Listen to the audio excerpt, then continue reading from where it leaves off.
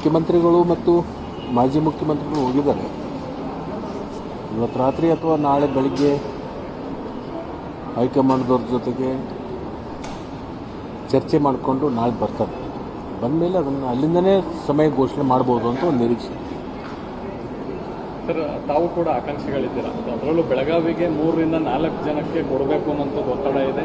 ಈಗಾಗಲೇ ಒಬ್ಬರು ಆಗಿದ್ದಾರೆ. ಸೊ ಹಾಗಾಗಿ ಅದನ್ನು ಯಾವ ರೀತಿ ಆಗ್ತದೆ ನೋಡಿ, ಹಿಂದೆ ಈ ಜನತಾ ಪರಿವಾರ ಸರ್ಕಾರ ಇದ್ದಂಥ ಸಂದರ್ಭದಲ್ಲಿ 4-5 ಸ್ಥಾನಗಳನ್ನು ಕೊಟ್ಟಿರ್ತಕ್ಕಂಥ ಉದಾಹರಣೆಗಳಿದೆ.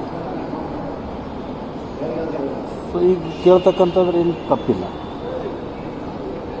ಆದರೆ ಇವತ್ತು ಜಿಲ್ಲೆಗಳು ಜಾಸ್ತಿ ಆಗೋದ್ರಿಂದ ಜಿಲ್ಲೆಗಳಿಗೂ ಕೂಡ ಪ್ರಾತಿನಿಧ್ಯಗಳನ್ನು ಕೊಡಬೇಕು ಅಂತಕ್ಕಂಥ ಒಂದು ಚಿಂತನೆ ಮತ್ತು ಚುನಾವಣೆ ಸಮೀಪ ಇರೋದರಿಂದ ಸೋಷಿಯಲ್ ಇಂಜಿನಿಯರಿಂಗು, ಜಿಲ್ಲಾವಾರು ಇಂಥ ಅನೇಕ ಒಂದು ಚಿಂತನೆಯನ್ನು ವರಿಷ್ಠರು ಅದನ್ನು ಗಮನಕ್ಕೆ ತಗೊಂಡು ಅಳೆದು ತೂಗಿ ಮಾಡಬೇಕು ಅಂತಕ್ಕಂಥ ಒಂದು ಚಿಂತನೆಯಲ್ಲಿದೆ. ಸೊ ಅದರಿಂದ ಹೈಕಮಾಂಡ್ ಏನು ತೀರ್ಮಾನ ತಗೋತ್ತೆ ಅದಕ್ಕೆಲ್ಲರೂ ಕೂಡ ಸಮ್ಮತವನ್ನು ಕೊಡಬೇಕಾಗುತ್ತೆ. ನಮ್ಗೆ ಆತ್ಮವಿಶ್ವಾಸ ಇದೆಯಾ ಸಚಿವ ಸ್ಥಾನ ಸಿಗುವಂಥದ್ದು? ಎಲ್ರಿಗೂ ವಿಶ್ವಾಸ ಇರ್ತದೆ, ಯಾರೂ ವಿಶ್ವಾಸ ಕಳ್ಕೊಳ್ಳೋದಿಲ್ಲ. ತೀರ್ಮಾನ ಹೈಕಮಾಂಡಿಗೆ. ಸರ್, ಕಾವೇರಿ ನೀರನ್ನು 3500 ಕ್ಯೂಸೆಕ್ಸ್ ನೀರು ಬಿಡಬೇಕು ಅಂತ ಆದೇಶ ಕೊಟ್ಟಿದೆ. ಈಗಾಗಲೇ ಅದ್ರ ಬಗ್ಗೆ ದಿಲ್ಲಿಯಲ್ಲಿ ಸಭೆ ಕೂಡ ನಡೆದಿದೆ. ನೀರಾವರಿ ಇಲಾಖೆ ಅಧಿಕಾರಿಗಳು ಕೂಡ ಹೋಗಿದ್ದಾರೆ. ಮಾನ್ಯ ಮುಖ್ಯಮಂತ್ರಿಗಳು ಕೂಡ ಪ್ರಮುಖವಾಗಿರ್ತಕ್ಕಂಥ ಅದರದ್ದೇ ಒಂದು ಚರ್ಚೆಯನ್ನು ಕೂಡ ತೊಗೊಂಡು ಹೋಗಿರ್ತಕ್ಕಂಥದ್ದು. ನಮ್ಮ ರಾಜ್ಯಕ್ಕೆ ಏನು ತೊಂದರೆ ಆಗದ ನಿಟ್ಟಿನಲ್ಲಿ ಅದನ್ನು ತೀರ್ಮಾನವನ್ನು ಮುಖ್ಯಮಂತ್ರಿಗಳು ತಗೋತಾರೆ ಅಂತಕ್ಕಂಥದ್ದು ನಮಗೆಲ್ಲರಿಗೂ ಕೂಡ ಒಂದು ವಿಶ್ವಾಸ.